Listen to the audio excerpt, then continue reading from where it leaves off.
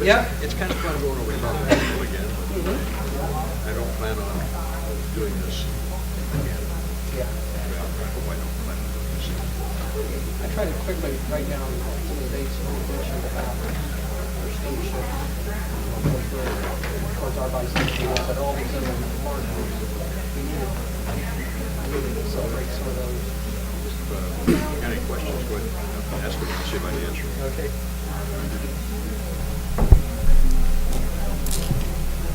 Welcome, everyone. Before we begin our meeting, we'll have a prayer led by Councilman Carlos Graham, followed by the Pledge of Allegiance. Let us pray. Lord, I ask that you continue to have your hands on this city and that you provide this council and mayor with the vision and wisdom to continue to guide Jefferson City in the right direction. Lord, I ask that you speak to us in many ways so that we can make decisions to help make lives better in our community. Teach us and show us that it's not about Republican, Democrat, or independent, but it's about doing what is right. Lord, I pray that we as leaders standing here tonight continue to do what is best for all people. Bless our public safety and first responders and their families. Lord, I ask that you dispatch your angel of protection around them and this city. I ask a special prayer for all those who are affected by the tornadoes in Alabama. Help them to understand during these difficult times that you are still in control. Lord, I pray for the safety of our country. I ask that you bless the soldiers that stand in harm's way each and every day to help ensure our freedom and safety. In your heavenly name we pray. Amen. Pledge allegiance to the flag of the United States of America and to the republic for which it stands, one nation under God, indivisible, with liberty and justice for all. Welcome to the Monday, March 4th, 2019 City Council meeting. Mrs. Donaldson, roll call, please. Fitzwater. Present. Graham. Here. Hensley. Here. Hussey. Kimna. Here. Mahalovich. Here. Prather. Here. Schreiber. Ward. Here. Wiseman. Present. I'll entertain an adoption of agenda adding item resolution 2018-33 to item 7. So moved. Second. Any further discussion? All in favor say aye. Aye. Any opposed? Motion passes. Item 4, we have no miscellaneous agenda items, no public hearings, and no appointments this evening. So we'll move on to item 7, which is presentations from staff, consultants, and invited guests, and we will take up Resolution 2018-33. A resolution authorizing support of a steamboat museum. All right, and we have with us this evening Mr. Bob Pretty, if you'd like to come to the podium, and Mr. Ryan Molman is our staff liaison on this particular bill. Yes, I'll yield my time to Mr. Pretty. Okay, thank you. Welcome, Mr. Pretty. We're glad to have you here this Thank you. evening. Thank you, Mayor. Thank you, council members, for this resolution that I understand you're probably going to narrowly approve a little bit later this evening. Let me give you a little update of what's Do you been want to going on. pull the mic up? Pull the mic up. Is this There you better? go. Thank you. All right, thank you. Let me give you a little update of what's been going on, or catch you up to date on really what's been happening for the last year. It's been 17 days from today. I got back from a meeting in Kansas City at the Steamboat Arabia Museum, where David Hawley, the president of the museum and one of the people who dug up the Arabia in 1988, was talking about the future of the museum and its possible future location, because Kansas City doesn't seem to be making any great overtures to keep it, and his dream of expanding it into a national steamboat museum. And as we were talking about that, it occurred to me that this would be an ideal thing to go with our prison redevelopment effort. And so I drove back that night, and as I drove back, I thought, this would be a great thing to have on Miners Hill, which is the hill just east of the penitentiary. And I very quickly went to work on that. So 17 days from today is the one-year anniversary of coming back from Kansas City with that information. That night I sent the mayor an email, and it said something to the effect of, I don't suppose Jefferson City would be interested in having one of the state's great museums move here. And she didn't answer right away, but that was late enough. She was probably asleep. And so the next morning, she quickly sent me a message that said, we need to have coffee together. And so the next morning, which as I recall was a blustery, misty, cold, gray, nasty day, she had coffee and I had hot chocolate, and we talked about this, and I told her about what we'd been doing in Kansas City. And when we got done, she uttered 5 words that really set this whole thing in motion. She said, it has to be here. And so that encouraged me to go out and start talking to other people. Sam Bushman the next day. Soon after that, Randy Allen at the Chamber, who said the prospects left him tingling. The mayor and I went to see Diane Gillespie at the CVB, and she quickly got on board. I asked the director of the State Museum to join us because I thought it was important we have somebody with museum experience. Councilman Councilman Schreiber attended some of our meetings, especially one last summer, where David Hawley of the museum and another person from the museum came down, and we looked up and inspected the site. And of course, Mark was a key figure in talking about a lot of things that could go on in the history of that area. So we had a working group that Randy Allen quickly dubbed the Maltera Working Group, which is a blend of Malta and Arabia, because there is a second steamboat that is involved here that the folks hope to dig up perhaps as early as this next winter, called the Malta, that sank in 1841 near Malta Bend. And if that boat is, as the test borings indicate, complete enough, we'll bring up the entire boat. And if we're able to get the legislation passed that we're working on now to build a museum, we'll open a museum with an 1841 steamboat in it. As it is, right now we know that we'll have the cargo from it. So late in the year, our working group decided the casino industry would be the likely financial partners for us, whether they liked it or not, because the casino industry has capitalized on our steamboat heritage in Missouri, and all of us are old enough to remember when they first came into Missouri and said, we want to put casinos in, and the whole campaign was focused on creating images of steamboats going up and down our rivers and people gambling on them and having food and maybe sitting up on the upper deck watching the scenery go by and having a nice peaceful evening. And shortly after the election, all of that went away. And we have now boats and moats. In the last 25 years, these casinos have had adjusted gross receipts of $33 billion. We think the industry can afford to help us build this museum. We contacted Mike Bernsketter and Dave Griffith, two of our new Jefferson City legislators, and as soon as they were sworn in, they started work on drafting legislation, and the bills have been introduced. We had a hearing before the Senate Economic Development Committee last week. We had some questions that were asked of us and pointed out some problems we had with the bill that we have now already taken steps to patch and take care of. Earlier this afternoon, I met with Mike Bernsketter's office, his chief of staff, with some proposed language that we think will take care of some of the questions that people had about the bill. The casinos did not disappoint us at the hearing. They naturally came out in strong opposition to what we're trying to do. They're opposed to anything that increases anything they have to pay the state. And our proposal is that they add $1 to the $2 admission fee that they pay the state. This is not something they charge the people to go into the casinos, as any of you know who have been to casinos. You're not charging any money to go in. They simply pay the state $2 for the time that you're there every 2 hours or so, and they calculate that as the admission fee, and then they pay that to the state. We've asked for $1 on top of that to finance our proposals. There are four things we want to do. First of all, we want to make sure this museum stays in Missouri. There's a well-financed and very good museum in Pittsburgh that would like to buy the entire collection and move it to Pennsylvania, because that's where the boats were built. Second, we want to keep that from happening. We want to keep it in Missouri. This is our history. This is our river. These boats lived and died here, and we want to keep them here. We need to build a National Steamboat Museum in Jefferson City, opening in 2026, which will be the bicentennial year that we became the state capital. The third goal is to answer a 90-year-old dream of every person who's ever directed the state museum, and they all have said we need to have a separate museum building because the facilities at the Capitol are not big enough to tell our story, the story of our people or our resources. And fourth, then we turn the existing state museum area into a large visitor center and a Capitol History Museum that talks about the history of the Capitol and state government.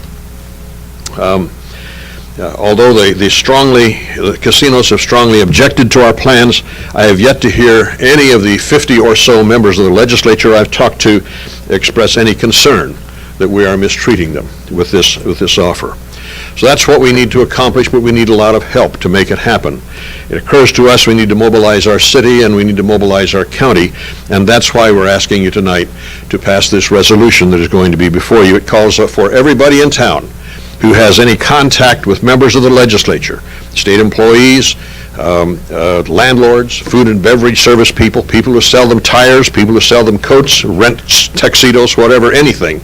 Anybody who has contact with these people, this resolution encourages them to whisper in their ear how important this project will be to our town. It is something great for our city to have, and it is something that will help make our city even greater. So we need everybody to convince our lawmakers to vote for the boats. And I suppose signs and windows and cash registers might help. I suggested that to Randy at the Chamber of Commerce today. But voices in people's ears will carry an awful lot of weight. We're putting our best effort forward, but if the museum does wind up in some other city, history still wins because this stays in Missouri. But we want it here. We want it here very badly for everything that it can bring to our city and everything it can mean to our town. It'll make our city greater. It'll be greater for the people of the state of Missouri. And so we are the only city of those that have expressed an interest to put forth a financial plan that not only builds a museum, but has the finances to continue to operate it without any tax increases, without any demands on general revenue from the state, because the state doesn't have anything in any general revenue to speak of to play with right now. So what we're trying to do for our city is a pretty bold step, and it takes a lot of effort and a lot of people to help us make it happen, and I appreciate the support that I think you're going to be giving us tonight with this resolution. And Mayor, if you or any members of the council have any questions, I don't want to take up too much of your time, but I'm happy to answer any questions anybody has. Thank you, Mr. Pretty, for your efforts working on this for the past year and bringing it as far as it is now, and happy to have this resolution before us of support, and it's just really perfect timing now to bring the past and the future together as we're looking at the prison redevelopment and that whole area, and knowing that the city will be making a substantial development along with private developers that will soon be investing in that site, and so it really makes sense to put it there and right on the river, and you think about the river and all that happened there. And yes, you're exactly right. It has to be here, and appreciate your efforts. So are there any questions of council for Mr. Pretty? All right. Do we have a motion to approve Resolution 2018-33? Second. Any further discussion or deliberation? Roll call, please. Fitzwater, Aye. Graham, Aye. Hensley, Abstain. Hussey, Kimna, Aye. Mahalovich. Aye. Prather. Aye. Schreiber. Ward. Wiseman. Resolution passes. Thank you, Mr. Pretty. Thank you. I appreciate your effort, and good luck, and we'll definitely do our part to spread the message of how important this would be for our city. So, thank you. In fact, I think we should get a picture. Come on up here, and let's get a picture together, and we're going to share it, and if council would want to come up behind me. It's not that often, Bob. Why is this not unexpected?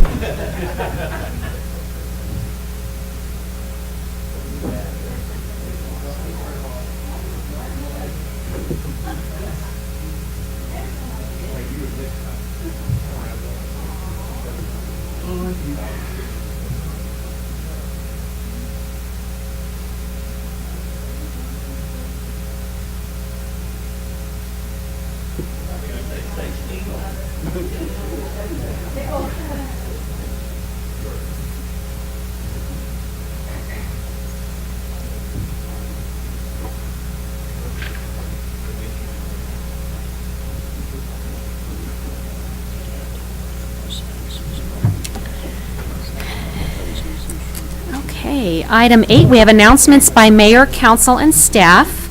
And we have all of our committee meetings at jeffersoncitymo.gov. Do we have any committee announcements this evening?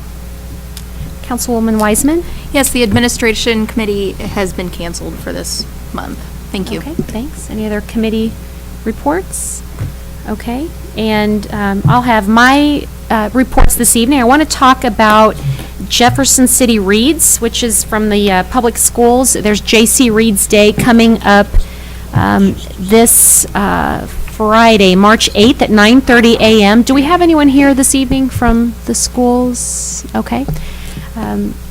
So Jefferson City Public Schools Libraries has designated 9:30 a.m. on March 8th as a 20-minute drop everything and read time across the community. So DEAR, drop everything and read. So I hope that council will all participate in some way. This Friday I'll be attending 2 schools. I'll be going to Thorpe Gordon along with the First Lady of Missouri, Governor Parsons' wife, Teresa, and I will be going to Thorpe Gordon and actually, no, Melanie from Thorpe Gordon was going to be here. We're going to Cedar Hill and West School. So we're going to 2 schools on Friday, but certainly all the schools are asking for readers. If anybody's interested, I'm sure they would love to have you. And so that is this Friday, Jefferson City Reads Day, and they will be celebrating in schools across the district. Hope that you will join us wherever you are. So in your social media, be sure to tag hashtag JC Reads and hashtag JC Stronger Together. So JC Reads Week is this week, March 4th through 8th, and on the 8th, on Friday, they'll finalize that. So I hope everybody participates in that in their own way. And item B under my announcements is the Missouri Bicentennial Moment. So at this time, I'll highlight the My Missouri 2021 photography project. So if you go to missouri2021.org, you can find information about that. So last week we talked about the school penny drive, and this week it's the photography project. So we hope everybody tunes into that for the Bicentennial at Missouri 2021. And Mr. Sanders, you have an announcement for us. Thank you, Madam Mayor. The Capital Area Metropolitan Planning Organization is working on their Campo 2045 and Beyond plan. We're going to have an open house on March 19th at 4 to 6 p.m. here at City Hall. The plan will present 4 development land use scenarios, which would identify congestion and growth issues for each of those, and we invite the public and everybody to come attend. Thank you. Thank you. Are there any other council announcements? Okay. Item 9, Lincoln University Student Representative Update. Miss Carolyn Wanjaro. Thank you, Madam Mayor and Council as a whole. Excuse me. It's midterms are on. It's just horrible. But it's fun. And next week we're going to be going on spring break, so Lincoln University students will be going home all of next week, but Lincoln University will be open, as well as our track team will be going to nationals. I believe they leave tomorrow morning or Thursday morning, I'm not quite sure. And we'll be cheering them on as they are away. And that's it. Thank you.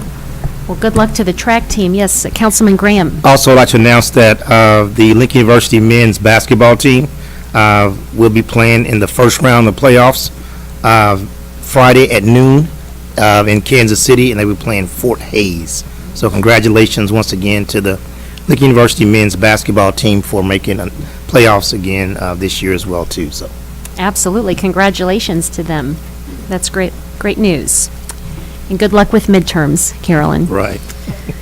All right. Item 10, presentations on the gallery, from the gallery on specific bills. We have signed up Mr. Michael Lester on Bill 2018-115. Welcome.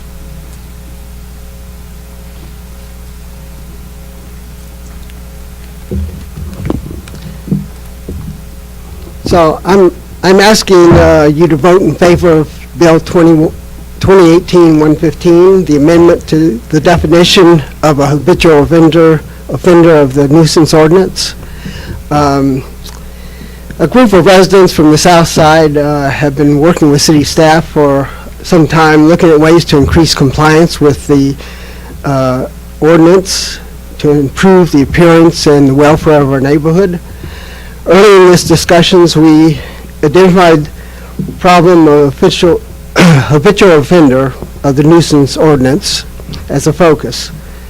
I've lived in my home on Hickory for 17 years, and during that whole time, there's a home several houses down from mine that's been vacant and abandoned, and over that 2-decade period, the weeds and grass have grown at will, and every summer and spring and fall, there's notices posted, and the city eventually abates that property. And apparently the city abatement charge was never enough to motivate either proactively or retroactively that landlord to do anything about his property. And the definition of habitual offender rendered enforcement under the current definition just inoperable. So unfortunately, there are many properties in our neighborhood and other parts of Jefferson City that have this same problem, and it's just not going to get better unless this habitual offender ordinance definition is corrected. So I urge you to fix the problem, and my understanding that this definition amendment proposed would just do that. Thank you. Thank you. Any questions? All right. Thank you, Mr. Lester. Sure. Emily will take that. Thank you. Item 11, consent agenda. Is there a motion to approve? So moved. Second. Any further discussion? All in favor say aye. Aye. Any opposed? Motion passes. Item 12, bills introduced, 2018-107. An ordinance of the City of Jefferson, Missouri, amending Chapter 19 of the Code of the City of Jefferson by removing parking from the north side of Lee Street between Morrow Drive and Highcliff Street. Mr. Marash? Thank you, Mayor. As the clerk indicated, this bill would remove parking on the north side of Lee Street. It's a 25-foot wide street. Allows parking on both sides currently, in most cases. This bill would remove that and only allow parking on the north side of the street. It's a residential street. The request came from a resident of the street and went to our Traffic and Transportation Commission, where it was discussed, and they recommended approval. Any questions? Thank you. 2018-108. An ordinance of the City of Jefferson, Missouri, amending Chapter 19 of the Code of the City of Jefferson by removing parking from the west side of Huff Park Road between Cobb Drive and Carroll Street. Mr. Marash? Thank you, Mayor. Another Traffic and Transportation Commission item that was discussed and recommended for approval by the commission, but basically Huff Park is a 30-foot wide street. Right now, there's parking allowed on two sides of the street in this location. It's right adjacent to the school. You'll often find cars parked on both sides of the street, limiting access through there as well. Item was discussed, and the commission recommended approval on one side of the street, on the west side near the school. Any questions? All right, thank you. 2018-109. An ordinance of the City of Jefferson, Missouri, amending Chapter 35, the zoning code pertaining to telecommunication facilities. Mr. Molman. Thank you. This bill relates to new regulations that are required to be passed by the city under HB 1991 related to the deployment of small cell wireless facilities. The ordinance that we have in front of you was drafted based on the model ordinance put out by the Missouri Municipal League to address this issue. Essentially what this ordinance does, it creates a mechanism for the deployment of small wireless facilities primarily in three different areas that are affected. The first area is generally on private property. Co-locations of small cells on existing structures on private property are a permitted use that's required under state law, and so that is reflected in this ordinance. The second place is within the rights-of-way. Generally, cities have the ability to control what type of facilities by private parties go in the rights-of-way. HB 1991, approved last year, preempts most of that authority for cities to control how these type of facilities are deployed in the rights-of-way, and so this ordinance reflects that preemption and requires that deployment of small cell facilities in the rights-of-way is as a permitted use, and so permitted as of right. The city really doesn't have too much ability to control where or how these facilities are deployed. There are some exceptions for safety concerns. The city has the ability to control them where a location would be detrimental to public safety, but that's really kind of our remaining authority for these type of facilities in the rights-of-way. And then the final area that we are able to exercise some control is deployment of these facilities in historic districts and single-family districts. If the council remembers, last year we approved legislation creating the National Historic Overlay District, which zoned our national historic areas as historic, which is required, which is the triggering event under HB 1991. And because we did that, and we did that by August 28th of last year, we are able to impose a zoning process on deployments of small cells, which are either new poles or what's called modification of existing facilities, which are substantial expansions of existing facilities. So in those two situations where there's either a new pole or a modification to an existing pole or other facility, the city can require that those deployments obtain a special exception permit from the city council. And so we are able to work with the wireless companies to ensure that deployment of this technology in our historic areas does not or attempts to mitigate the negative impacts to our historic areas. It's a fairly complicated bill, but it is based on the model ordinances that were put out by the Municipal League. If there's any specific questions, I'd be happy to get into that with you, but we might be able to get into some more specifics at our next reading after the public hearing if there's any additional questions. Any questions? Okay, thank you. Thank you. The next three, item 2018, 110, 111, and 112, we'll take all of those three up together. So Mrs. Donaldson will read the three. 2018-110, an ordinance of the City of Jefferson, Missouri accepting and approving the final subdivision plat of Capital City High School subdivision, a subdivision of the City of Jefferson, Missouri. 2018-111, an ordinance of the City of Jefferson, Missouri vacating and discontinuing sanitary sewer easements over portions of property located in Capital City High School subdivision. 2018-112, an ordinance amending Section 19-401, Streets and Highways, Schedule J, Parking Prohibited, Subparagraph A of the Code of the City of Jefferson, Missouri pertaining to Cavalier Drive located in Capital City High School subdivision. And Mr. Sanders and Mr. Marash will give us a summary. Thank you, Madam Mayor. The first one, 2018-110, is a standard ordinance approving and accepting a final subdivision plat. The property, I believe everybody's familiar with, is just north of St. Mary's Hospital at the intersection of Mission Drive and 179. It's 110 acres. The subdivision plat will create two lots, one where the high school is currently being developed and one east of that across from Cavalier Drive. There's also a reserve tract to the north, which is going to include a buffer yard and stormwater facilities and things like that. The acceptance of the subdivision plat also gives the city right-of-way for two streets. There's also two companion bills with this that Mr. Marash will discuss here in a minute. I'd be glad to answer any questions. Oh, excuse me. The Planning and Zoning Commission is recommending this for approval unanimously 8-0. Any questions? Okay, Mr. Marash? And the next two are fairly straightforward. I think they've highlighted them there, but basically it's a property cleanup issue. They've relocated some sewer, so this would remove or vacate the sewer easements that are no longer needed. Councilman Mahalovich?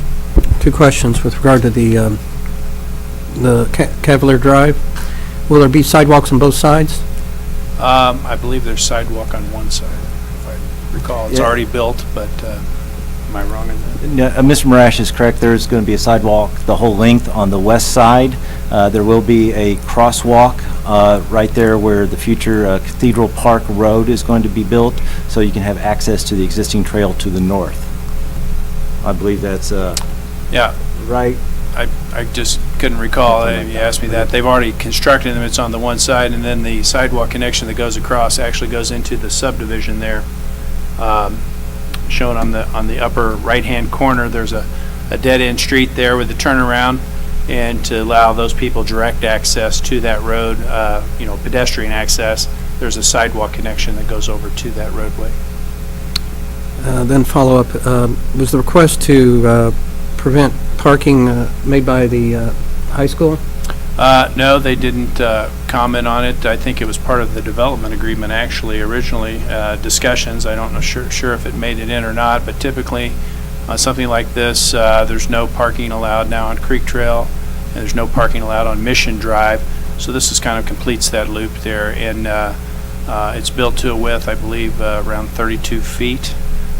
One could park on that and have two narrow lanes, but we'd prefer to start this way. A lot of times when we do new plats, we try to go ahead and set these parking restrictions such that if in the future, if somebody wanted to come back and ask for something different, instead of us trying to take something away. Thank you. Councilman Graham? Yes, thank you, Madam Mayor. So Cavalier Drive, is that a drive that's going to take someone past the school or into the school? Which one is it? Both? It'll come out of the roundabout. You can see the roundabout on the lower portion of the screen. So one leg of the roundabout is Cavalier Drive, and it goes all the way down to Creek Trail, so anybody would be able to use that. There are some driveways off of it that go into the parking lots, as you can see from that photo, but I think there's 1, 2, 3 entrances shown there. The other leg of the roundabout goes just directly into the school property and other parking lots. So this would be a city-owned street, or City-owned street. a street that's eventually turned over to the high school? Was just No, this is a city-owned street. This is what the city invested $1.5 million, or Right, yeah. almost $1.5 million to get this street built. It completes our master plan loop. That way, the good circulation around through this area, including your neighborhood, can get out and go different places then. okay. If I may clarify also, Though the other leg of the roundabout that's going into the school, that loops around the school, that is a school road. That is not a city street. So that would be taken care of, plowed and all that by the school? Correct. Okay, that's the street I was talking about then, Yep. okay. All right, thank you. Any other questions? Okay, thank you. 2018-113. An ordinance of the City of Jefferson, Missouri accepting and approving the final subdivision plat of Ridgecrest Subdivision, Section 2, a subdivision of the City of Jefferson, Missouri. Mr. Sanders? Thank you, Madam Mayor. This ordinance would basically approve and accept the Ridgecrest subdivision plat. There's there's one lot, about 3.5 acres. It's located on the corner of Edgewood and Stadium. There is a reserve tract associated with this up there where the road intersects. The reason for that, Mr. Molman will probably get into more detail, but that is to provide for any sort of future intersection improvements as part of that area develops. It's gone through planning and zoning. Once again, it's being recommended for approval. I'd be glad to answer any questions. Any questions? Thank you. 2018-114. An ordinance of the City of Jefferson, Missouri authorizing the mayor and city clerk to execute a development agreement with S&K Real Property Holdings, LLC. Mr. Molman? Thank you. This ordinance approves a development agreement with S&K Real Property Holdings LLC. What this redevelopment agreement does, it secures reserve tract identified by Sonny on the previous plat for conveyance to the city for future intersection improvements. In exchange for that property, the development agreement relieves the property owner of their obligation to construct a sidewalk along Stadium Boulevard and Edgewood Drive. Is anticipated with the future intersection improvements that would be sidewalks would be installed as part of that improvement project, and so it was agreed at a staff level that requiring the owner to install sidewalks, which would then get torn up and replaced with a future city project, made some sense to not require them to build those sidewalks in the first instance. Also, the property developer is going to grade that reserve tract down to the street level and then build a retaining wall. And the retaining wall will be built on private property and maintained by the property owner. And then in the event that the intersection improvement at Stadium and Edgewood is a roundabout, the property developer wanted essentially the first shot at sponsoring the roundabout interior for decorative purposes. So there's something in there that if that opportunity becomes available, that the property owner would have 1 year in order to take advantage of that and actually enter into another agreement with the city for adoption and maintenance of that roundabout interior. So essentially what we're looking at is exchange or receiving of land by the city in exchange for primarily the release of the obligation to build sidewalks is really the crux of the agreement. All right, any questions? All right, thank you. 2018-115. An ordinance of the City of Jefferson, Missouri amending Chapter 18, Article 8, the definition of habitual offenders. Mr. Sanders? Thank you, Madam Mayor. This ordinance would amend the habitual offender code in Chapter 18. Currently, to be declared an habitual offender, you have to be convicted of a violation under several sections of the City Code, Chapters 21, 8, and 5, or been ordered to abate a code violation after a hearing This would basically allow for a abatement to account as one of those occurrences that count up to 3 different infractions over the course of 365 days, or 5 over 720 days. It's just another tool that we can use to help address property maintenance issues.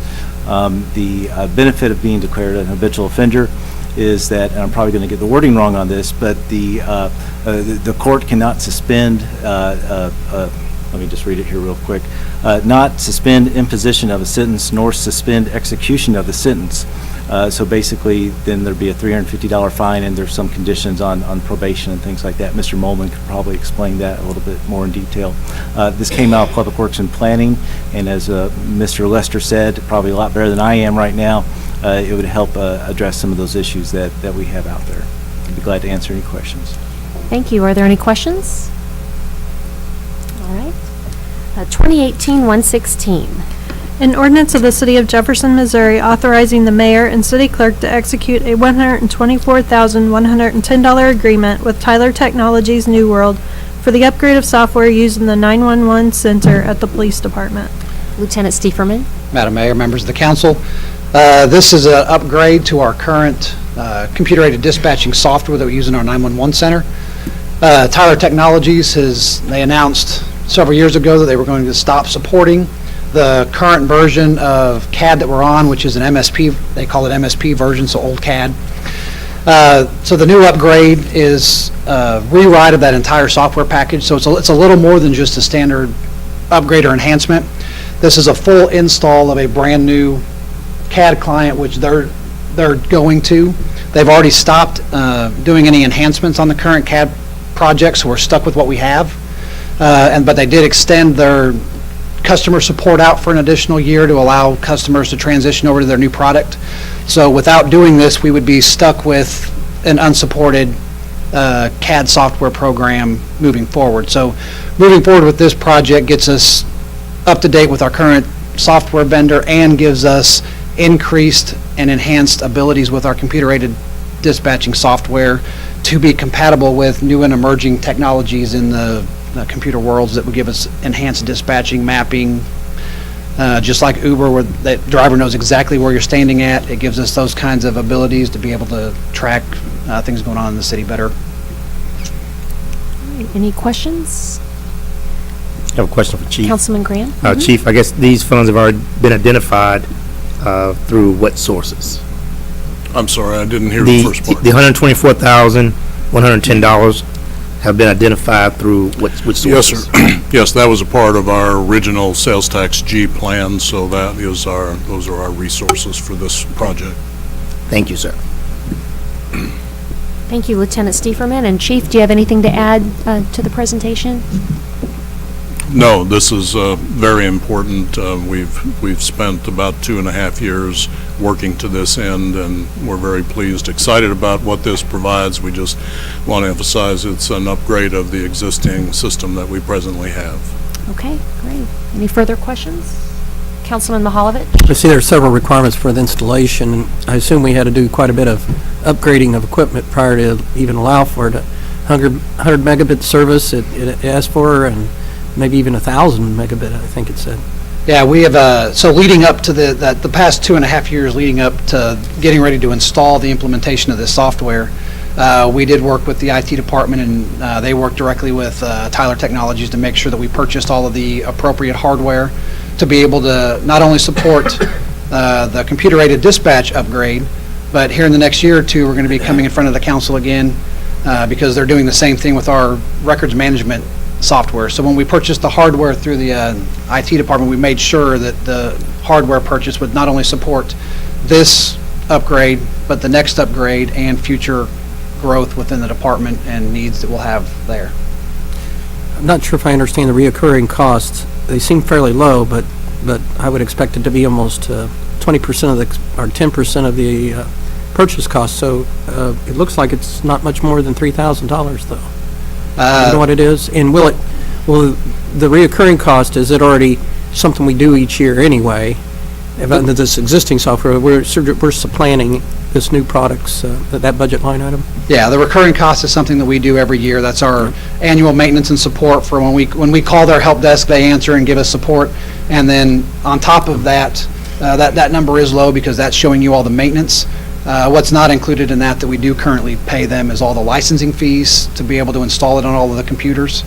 And I don't have the exact numbers on what we pay yearly in licensing, but that is just the maintenance support for the software package. Any further questions? All right, thank you. Thank you. 2018-117. An ordinance of the City of Jefferson, Missouri, adding a new article governing the permitting and care of community cats. Chief Schrader? Thank you, Mayor. This entitled Community Cats, it's about our feral cats in our community, and we know we have certain issues with those. And this, as I said in the pre-meeting, the genesis of this bill is it was twofold. One, Dr. Thiel is our staff veterinarian, and secondly, the 3 veterinarians that serve on our advisory board in our animal control program all supported and really were a part of creating the substance of this bill. And so we brought Dr. Thiel with us tonight she is best able to be able to share with you the purposes of it and what we hope to achieve by enacting this. And so I'd like to defer to Dr. Jessica Thiel. All right. Welcome. Thank you. So this community cat ordinance recognizes a population of community cats and identifies management practices that have been shown to successfully decrease their populations, decrease nuisance complaints over time. By definition, community cats are unowned cats in the community. So often people will put out food or shelter for them, which gives them the resources they need to reproduce, which they do. And those kittens and unwanted cats not only overrun our shelter in the spring through fall. Resources are generally overwhelmed in those times by the kittens that we get in, but they also cause nuisances to the citizens. Mating behaviors, fighting, spraying, or just their presence can be considered a nuisance by certain individuals. The method that has been shown to successfully manage this population of cats is called TNR, which stands for Trap, Neuter, Release. Under this program, cats are trapped. They are taken to a veterinarian where they're spayed or neutered, vaccinated for rabies, ear-tipped, so the 1/4 inch of their left ear is removed, which identifies them as having been spayed or neutered and vaccinated for rabies, and then those cats are taken back to their original location. And so the point of that is to stabilize that population so that they're no longer reproducing and growing and creating those unwanted animals. It's also to ensure public health, so we want to make sure that those cats are vaccinated for rabies. Cats are the most common domestic species to carry rabies, so making sure that they are vaccinated creates a buffer for public health reasons between wildlife and people. Alternatives to TNR, which have been used and proposed, include trap and euthanize, where cats are, where they're unwanted, they're trapped, they're rounded up, and then euthanized. Another method is that's been considered is relocation. So these cats aren't wanted in the areas that they're at, they can just maybe be relocated to another area. Both of these methods have been shown to not be successful because of something called the vacuum effect. What happens there is that because cats are removed from an area where resources are present, more cats will come in to take advantage of those resources, and those cats are oftentimes not spayed and neutered, so then the problem continues. The efforts of trap and euthanize and relocation are also very resource intensive and require year after year doing the same thing over and over again, whereas TNR, once you get a population stabilized, the amount of resources you have to invest decreases over time. So what we're trying to achieve with this is reduction and hopefully eventual elimination of this population of unwanted cats, as well as improve the public health of this community. Any questions? Thank you. Any questions? Councilman Mahalovich? It seemed to me there was a volunteer group that was doing this. Did they cease doing that? No, Wild Things has been performing TNR in the community for about 9 years now. And we have seen an effect at the shelter. In 2013, the number of feral cats that were euthanized was 221, and it's dropped every year. It's stabilized over the past couple years, but last year we were down to 58. So we have seen the effects at our shelter, and there are countless studies out there that do show its effectiveness at decreasing the number of cats and feral cats. So if this private group, are they ceased doing that, or are they continuing to do? They're continuing to do that, yeah. And so why would we, I understand it takes, isn't it about $75 per cat or thereabouts? So the idea here is that the caretakers would be responsible for ensuring that the cats that they're overseeing are spayed and neutered, whether that's taking advantage of the Wild Things group or through a private veterinarian. There's a lot of low-cost spay-neuter options out there right now. So there are different venues that a caretaker may be able to take advantage of to get, their colony sterilized. I'm sorry, I misunderstood. I thought we were going to be performing those and as a cost to the city. No, not necessarily. Okay, thank you for clarifying that. Mhm. The other thing is this bill was already heard by the Animal Advisory and Public Safety several months ago. Why are we just now coming to us? Yeah, so the advisory board heard it, and then we took it in front of the Public Safety Committee, and I think it was just merely an oversight from us at the police department to get the bill summary written and presented to the council. It was our intent when we brought it to the Public Safety Committee initially to get it brought to the council, and it just, by circumstances, kind of got lost in the paper shuffle, and that's why we got it here now. Thank you. Councilwoman Ward? So the caretakers, where do they register to become a caretaker to get their permit? They would register through the Animal Control Department. Okay, thank you. Any other questions? Okay, thank you very much. Thank you.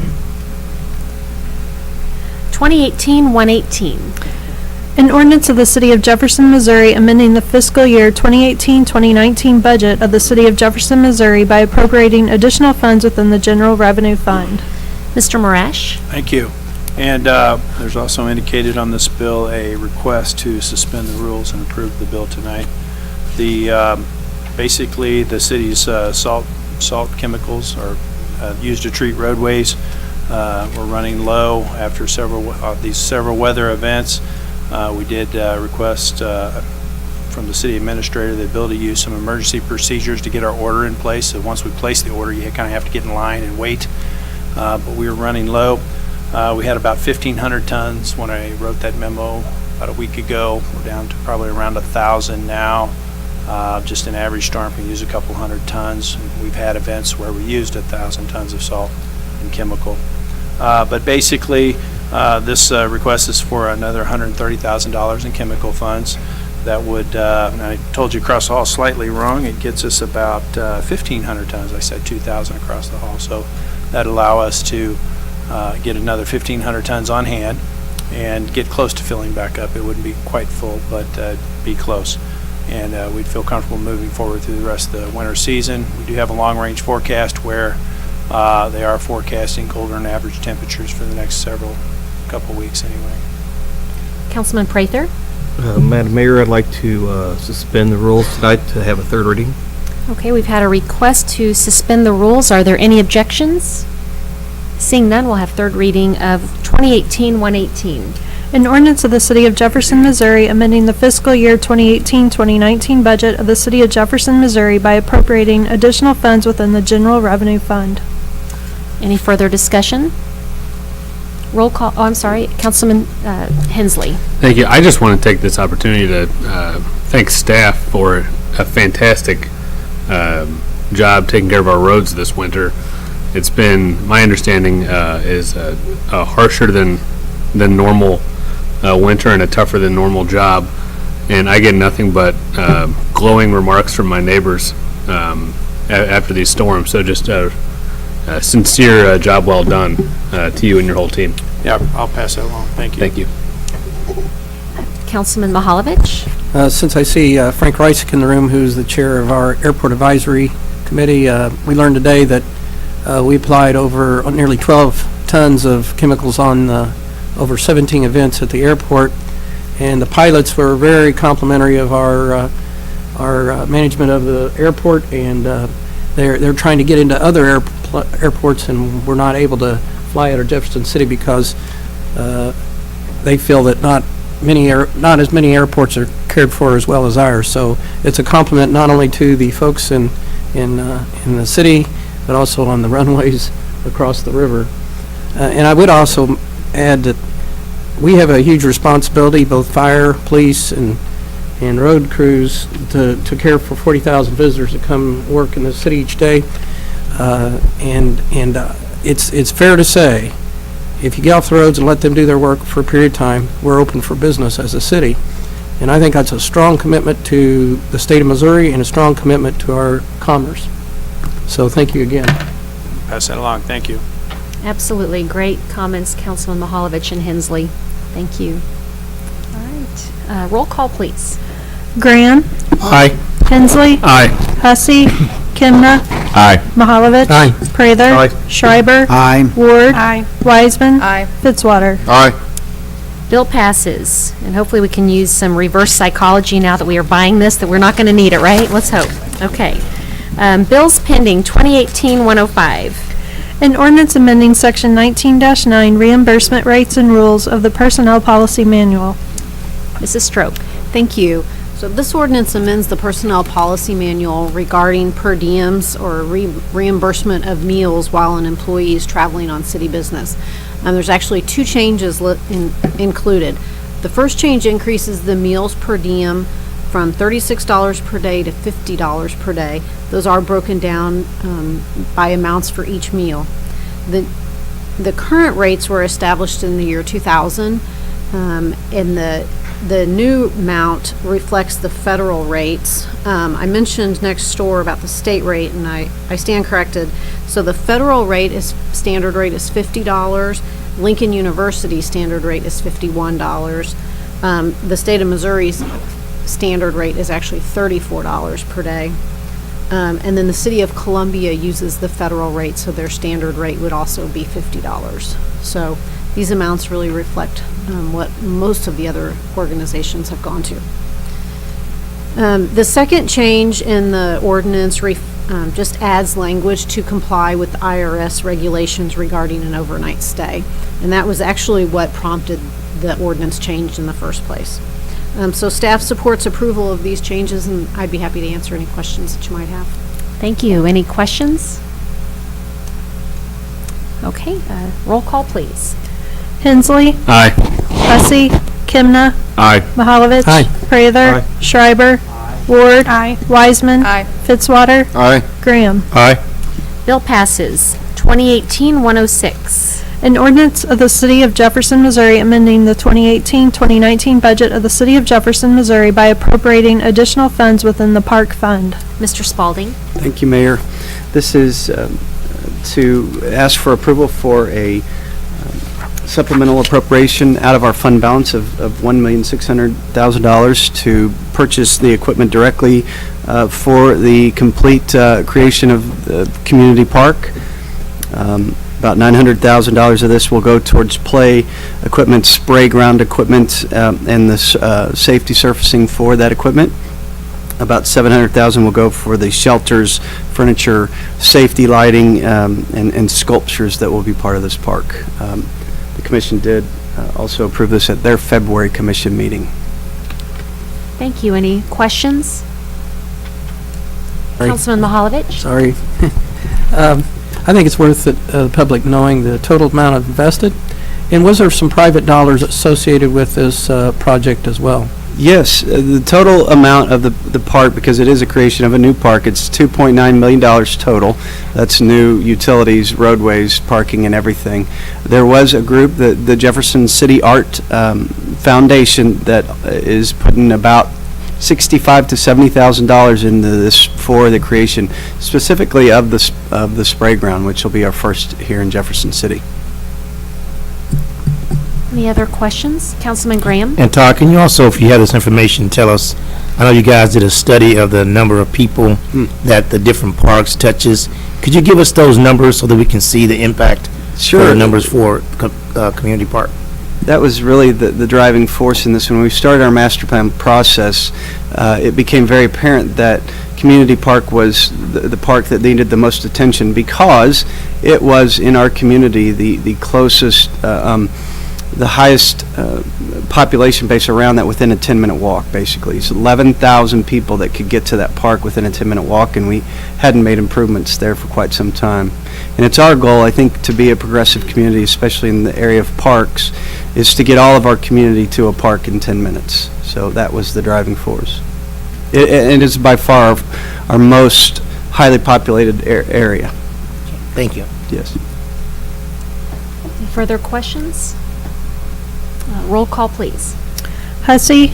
Kimna. Aye. Mahalovich. Aye. Prather. Aye. Schreiber. Aye. Ward. Aye. Wiseman. Aye. Fitzwater. Aye. Graham. Aye. Hensley. Aye.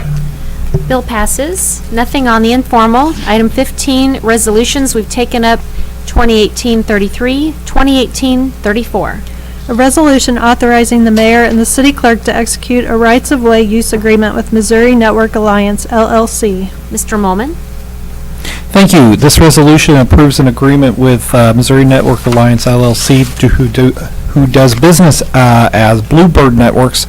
This will allow Bluebird to, it provides consent to Bluebird to install their communications facilities in the city rights of way. And so the idea is that generally these types of installations in city rights of way are done through a permissive right of use agreement, which are approved by the city council on a project-by-project basis. This agreement would provide general consent to Bluebird to install their facilities in the rights-of-way, and then for individual projects, when they're ready to make those installations, they would then obtain a right-of-way permit, excavation permit from Public Works to actually make the installation. And so is kind of tidying up the overall legal terms at the beginning, and then dealing with the installations on a project-by-project basis as those projects come along.